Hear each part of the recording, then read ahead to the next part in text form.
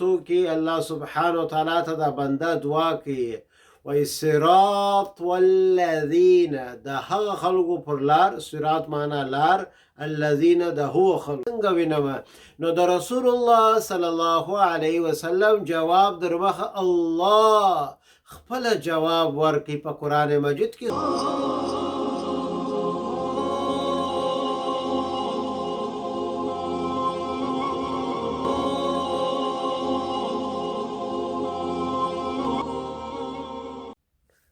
بسم الله الرحمن الرحيم نحمده ونصلي على رسوله الكريم أما بعد قال الله تعالى في القرآن المجيد بعد أعوذ بالله من الشيطان الرجيم صراط والذين أنعمت عليهم غير المغضوب عليهم ولا الضالين آمين د سوره فاتحه ترجمه د المانزه ترجمه دا شروع ده د سوره فاتحه اخري حصہ ده په دغه حصہ کې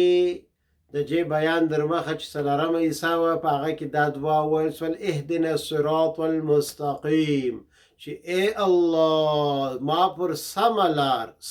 لار سیده لار پر هغه لار مې سم کړه اوس نو په دغه آیتو کې الله سبحانه وتعالی ته دا بنده دعا کوي وای صراط والذین د هغه خلکو پر لار صراط معنا لار الذین د هو خلکو صراط والذین د هو خلکو پر لار ما سم که انعمت علیهم چې تا انعام پر ایښی دی غیر المغضوب د هو خلکو پر لار ما مسموه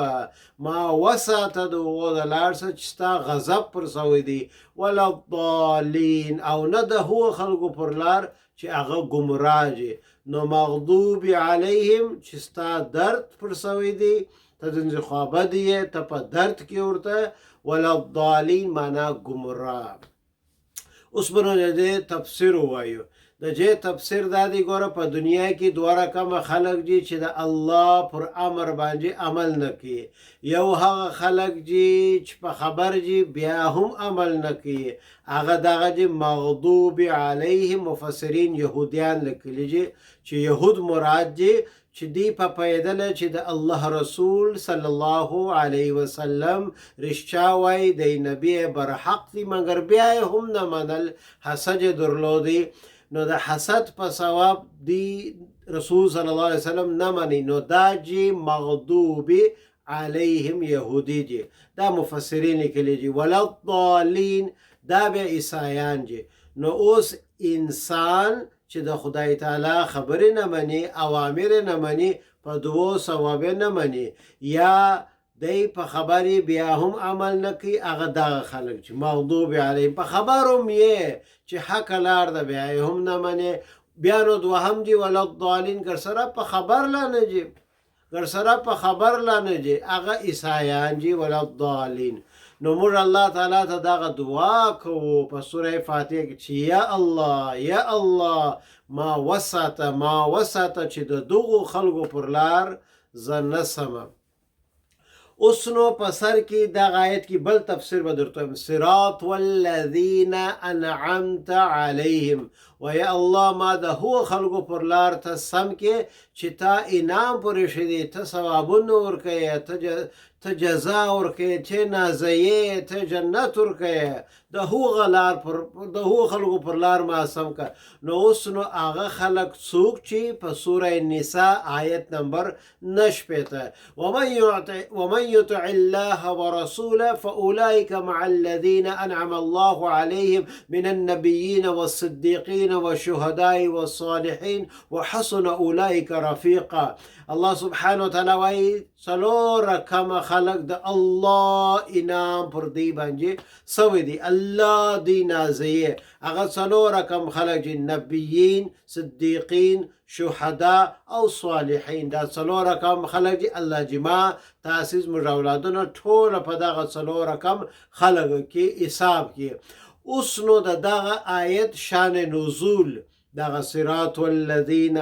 من النبیین والصدیقین والشهداء سوره نساء آیت نمبر 9 دغه آیت شان نزول بم درته وایم چې حضرت عایشه رضی الله عنها وایي چې یو صحابي ورته رالی ول یا رسول الله ته خو پر ما داسې ګرانې در اولادو ډېره باندې ګرانې در پلار ډېره باندې ګرانې در مور ډېره باندې ګرانې ته خو جنت ته ولاړ سې لوی درجه به ځي زه خو جنتي یم نه یم بیا به زه په لاندې جنت کې یم زه به تا څنګه وینم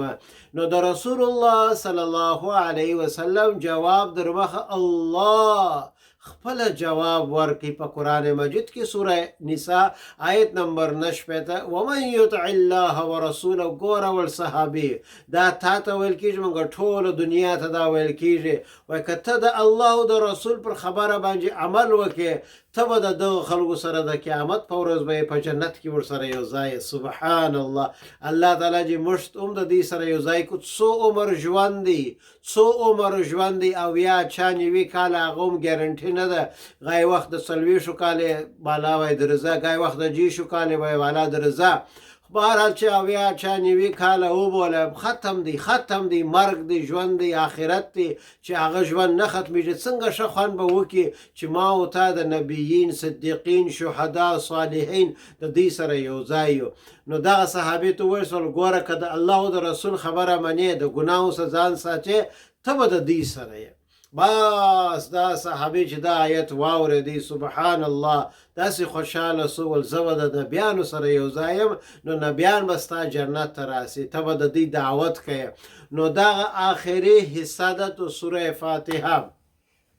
چې صراط الذین انعمت علیهم